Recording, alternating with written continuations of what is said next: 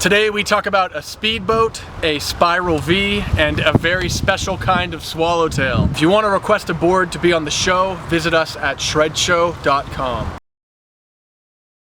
Hello and welcome to Shred Show. I am your host, Chris Groh, and today I'm really excited because we're going to talk about a surfboard that I have been a little bit obsessed with. Mike J in the UK, you are the subscriber video of the day. You uploaded a video skating down a backcountry trail in England, and it really made me want to go bomb a hill, so I'm going to link that video in the info for this video. My first introduction to the Lil Rascal was seeing Jay Phillips surf this board at Malibu in a video that I will link up in the info for this video below. Ever since I saw that video about 3 years ago, I've been wildly interested in this board. Why does this board surf so good in small waves? That's what we got to talk about today. If this is your first time watching Shred Show, we talk about surfboards. If you like the video, click like. If you really like the video, click favorite. And if you like the video enough to say hello, do so in the comments below or on Twitter at Chris Groh. Let's talk about a board. We always start by giving our boards a rub because when you rub a surfboard, it feels amazing and the board will start telling you things that it wants to do with you in the ocean. We're not feeling much of a dome. We're seeing a pretty flat deck with volume extending out towards the rail. A lot of small wave surfboards, what shapers will do is they'll make the surfboards thicker, and they'll do that in the center where the stringer is. But when you make a surfboard thicker in the stringer, that can cause some problems for the flex of a surfboard, because if we have a really thick amount of foam right here and a really thick amount of wood as a stringer, the board won't flex as good when we push it into turns. So what Proctor Surfboards does is they keep the thickness here in the center and they just expand the thickness out towards the rails. That leads us into a pretty boxy rail, and a boxy rail that even continues back out into the tail. A lot of volume in these rails, but there's a good hard edge in the rails back towards the tail so that it can cut in and dig into the wave in the back. Why do we have boxy rails up in the front of the surfboard? Because boxy rails bounce off the water when we're surfing.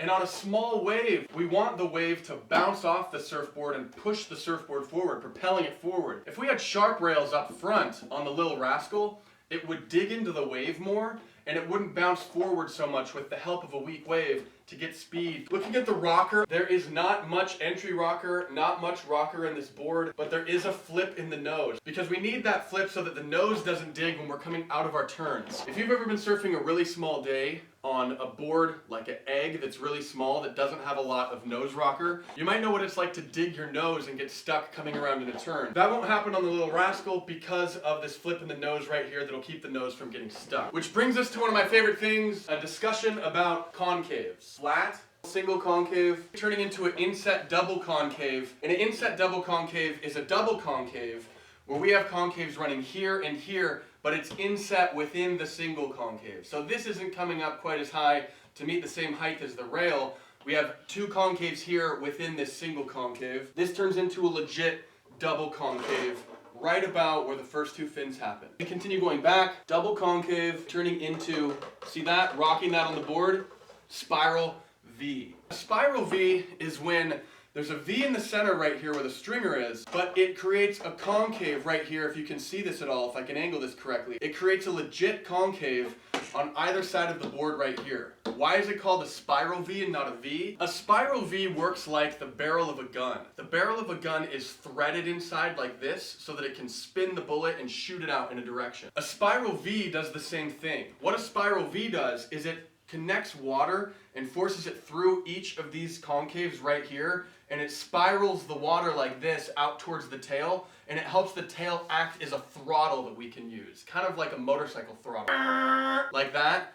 That's what a spiral V does, is it allows you to really throttle water through here for control and to make the back of the board kind of feel like a bar of soap on the water when we're turning. It can slide around easier. If this was just a single concave that came through here, that would make the board a little bit sticky on flat spots of the wave, because with a single concave on a small wave, the board can kind of stick to the face of the wave and it becomes harder to maneuver it in flat spots. But with a double concave like this, we can slide it around much easier. It really frees up the tail on small waves. Coming back and looking at how the spiral V finishes up all the way out the tail like that into a swallowtail. Something really interesting about this swallowtail, which you may be seeing already, is the way that it's slanted like this. This swallowtail doesn't just have the deck come out the same length as the bottom and create like a flat end to the swallowtail right here. It slants down, and I hope that you can see that at home. If you've ever been in a ski boat while your friend is wakeboarding behind you,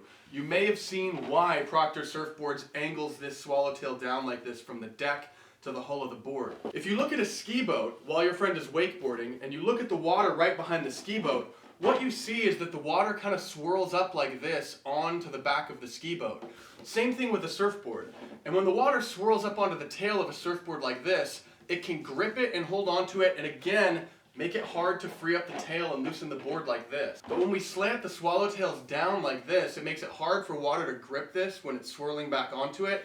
And again, it helps the tail be even more free. Now, you may have seen carbon strips on the tail of other surfboards. These ones you're seeing on the Lil Rascal are different for two major reasons. First of all, if you look at normal carbon strips that go on the tail of surfboards, they've got lines that are going this way. The problem with vertical carbon strips going this way is they work against the flex of our board because it's a reinforcement going lengthwise on the tail so that when we're pushing our surfboard into turns, those carbon strips work against the natural flex of the tail. But with these carbon Kevlar strips on the Lil Rascal, their lines going down like this, they're vertical to how your eye is right now, so that they're not restricting flex in the tail. Lastly, the reason that these are carbon Kevlar inserts in the tail and not carbon is because carbon is really strong, but carbon is a little bit like glass. Glass is really strong, but if you hit it really hard, it will break. Kevlar is more like leather, and if you hit leather really hard, it'll absorb the impact. I think this surfboard would really excel in summertime, mushy 1 to 3, maybe as big as 4-foot waves. I will probably order one of these myself. If you've surfed the Lil Rascal by Proctor, please give us a review of your own in the comments below. If you've surfed any similar boards, please tell us about those boards as well. If you like the video, please click like, not the thumb, but the actual button. And we really look forward to seeing you next week on Shred Show.